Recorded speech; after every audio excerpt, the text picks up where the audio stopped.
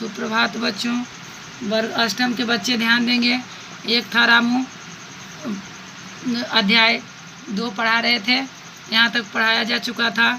अब देखें कि एक था रामू। रामू कौन था? रामू किसका नाम था वो आप जानें। कुत्ता लेकिन मरा नहीं। उस समय लेखक चल गए थे, फिर उधर से आए तो अपना काम करना शुरू कर दिए। लौट के जब आते हैं अपना कार्यालय तो फिर देखते हैं कि कुत्ता, इन्हें लगा कि कुत्ता मर गया, लेकिन कुत्ता मरा नहीं था। किसी ने उसका इलाज नहीं किया और न ही शायद खाना दिया। सुबह दफ्तर पहुंचने पर मैं कुत्ते को एक बार देख लेता था कि वह जिंदा है या मर गया। धीरे धीरे उसका जख्म ठीक होने लगा। कमजोरी के मारे वह चल फिर नहीं सकता था। देखिए, जिनके रखवाले होते हैं उन्हें कोई नहीं मार सकता। लग रहा था कि अब कुत्ता मर जाएगा, लेकिन इलाज भी कोई उसका नहीं करवाया। उसका मांस आंतरी सब दिखाई दे रहा था, लेकिन फिर भी कुत्ता मरा नहीं। धीरे धीरे उसका जख्म भी भराने लगा, ठीक होने लगा। अब लेखक को उस पर दया आ जाती है। अब देखिए लेखक किस तरह से उसे खाना देते हैं। उसे ठीक होते देख पहली बार मेरे मन में उसके लिए दया उपजी। वो भी कठोर हो चुके थे, लेकिन जब वो ठीक होने लगा तो उस लेखक के मन में भी दया उपजी। मैंने गली की दुकान से 1 पाव रोटी और 4 बिस्कुट लाकर उसके सामने रख दिए और दफ्तर से निकलते समय देखा कि कुत्ते ने चारों बिस्कुट खा लिए थे और पाव रोटी आधी कुतरी हुई पड़ी थी। देखिए, धीरे धीरे वो खाने लगा तो इन्हें लेखक को लगा कि अब कुत्ता में जान आ रही है, अब बच जाएगा। इसके बाद से मैं रोज़ उसको बिस्कुट और पाव रोटी खिलाने लगा। वह थोड़ा चलने फिरने भी लगा। 2-3 दिन बाद से वह मेरे दफ्तर के कमरे के सामने आकर बैठने लगा। मैं उठता तो वह मेरे साथ चल देता, मेरे साथ लग जाता। धीरे धीरे एमपी साहब को और उनके स्टाफ को वह खटकने लगा।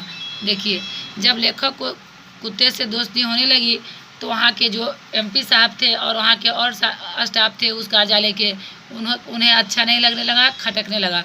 यह क्या पाल लिया है?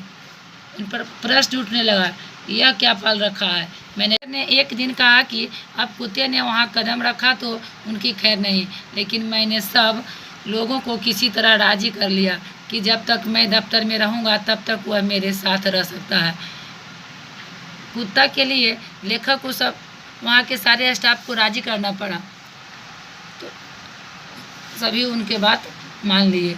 एक दफ़ा रात का शो देखकर मैं अपनी कोठरी में लौटा। रात कहीं शो देखने चले गए होंगे तो अपने कोठरी में लेट से लौटते हैं। तभी कुत्ता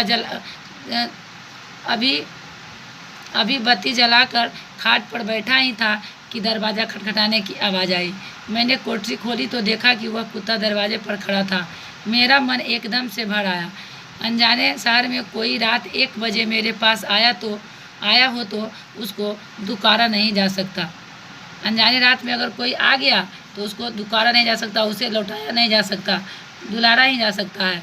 मैंने उसे थपथपाते हुए कहा, तू मेरा सच्चा दोस्त है और हमदर्द है।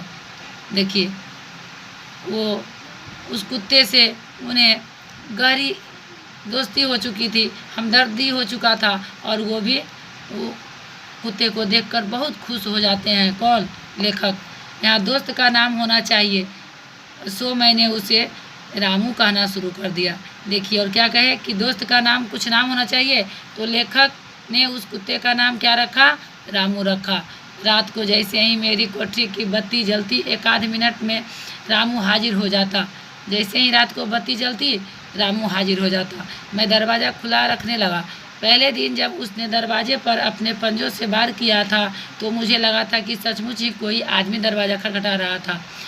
पहले दिन जब वो दरवाज़ा खटखटाया कुत्ता, तो लेखक को लगा कि लगता है जैसे कोई आदमी की आवाज़ है दरवाज़ा खटखटाने की, लेकिन वो बार बार एक जैसी आवाज़ देखकर लेखक को हमेशा आभास हो जाता था कि वो मेरा रामू ही है। पंजों की आवाज़ खटखटाने की आवाज़ से ज़रूर अलग होती होगी, पर मुझे दरवाजे पर रामू का पंजा मारना हमेशा आदमी के खटखटाने जैसा ही लगता था। रात को रामू आता तो उसकी खातिर करने के लिए मैं कोठरी में बिस्कुट और पाव रोटी रखने लगा। कभी कभी मैं भी उसके साथ 3-4 बिस्कुट खा लेता। देखिए, अब हमेशा रामू के लिए लेखक को बिस्कुट और पाव रोटी रखने पड़े। कभी कभी रामू के साथ वो भी बिस्कुट और पाव रोटी खाते थे। आज के वीडियो में इतना ही, फिर अगले वीडियो में। धन्यवाद।